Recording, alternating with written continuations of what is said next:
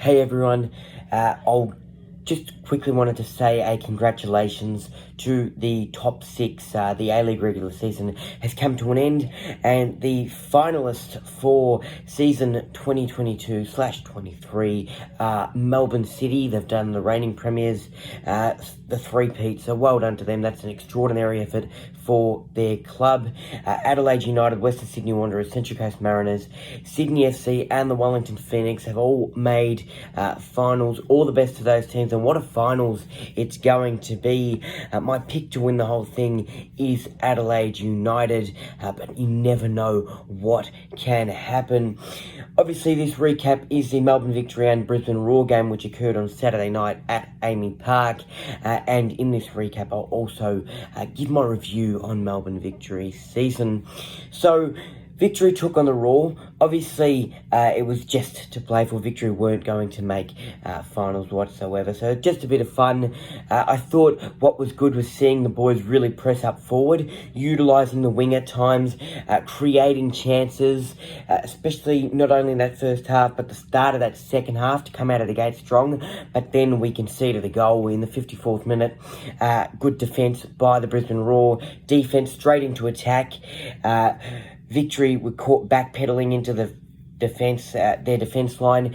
Henry Hall was sensational, a great run on the left-hand side, a lovely back heel, and Jordan Courtney Perkins scores his first goal. So congratulations to Courtney Perkins, and he absolutely thumped it into the back of the net.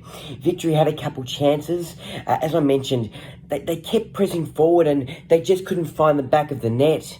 And that leads me into my season review for Melbourne Victory Football Club. We finished 11th on the ladder. We had 8 wins, we had 4 draws, and we had 14 losses. It was a very rough and inconsistent season from Melbourne Victory, from a team who made the finals last season, who made it to the semi-finals, and a team who had structure. And I really felt like that structure lacked at times this year, and that real hunger from this side. We opened up our season in Sydney in wet conditions and got a really gritty win in a 5-goal thriller, but then we started to go downhill. Inconsistency started to kick in. Melbourne Victory got loss, win, a draw here and there, and we only got consecutive wins, back-to-back wins, until late in our season, and that was late March and early April. We beat the Mariners 2-0 at home, which was a real surprise. The Mariners were really poor in that game, and we beat the Knicks on the road, which was a nice win, but the Knicks put up a good effort.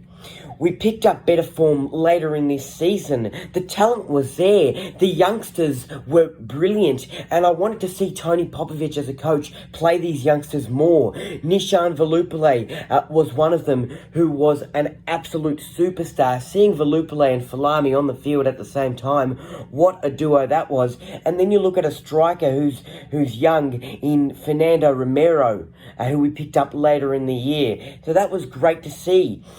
But as I mentioned earlier, the thing with Victory was, when they were picking up good form and when they looked really good and a chance, we got the ball forward, we were lacking the polish, we lacked the finish, and at times, I didn't see these professional athletes have the confidence to take their shots.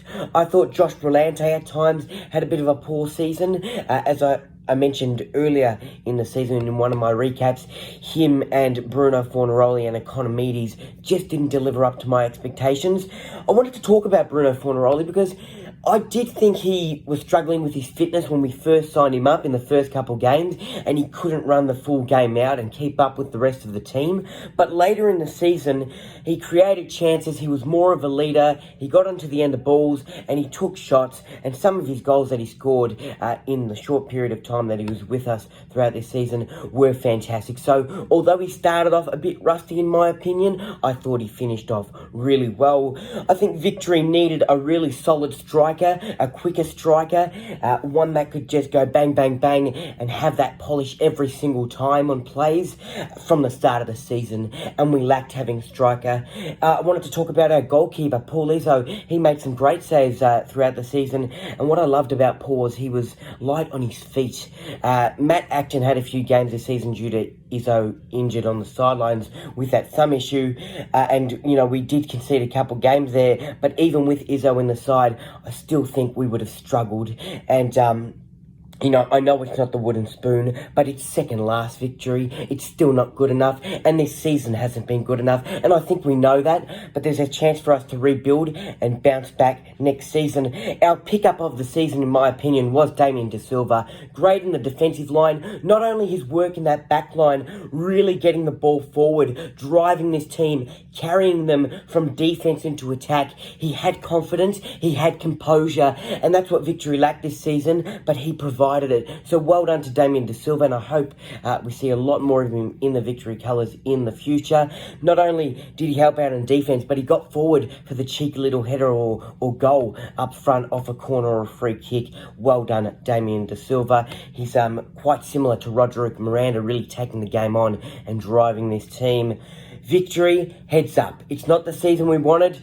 At times I've been harsh. At times, it's been really frustrating to sit through the pain, but we stick through through thick and thin. And, this one's been tough. Hopefully bounce back next season. All the best. Have a safe break, Victory fans. And we'll be back next season for our Victory recaps. As always, go Victory.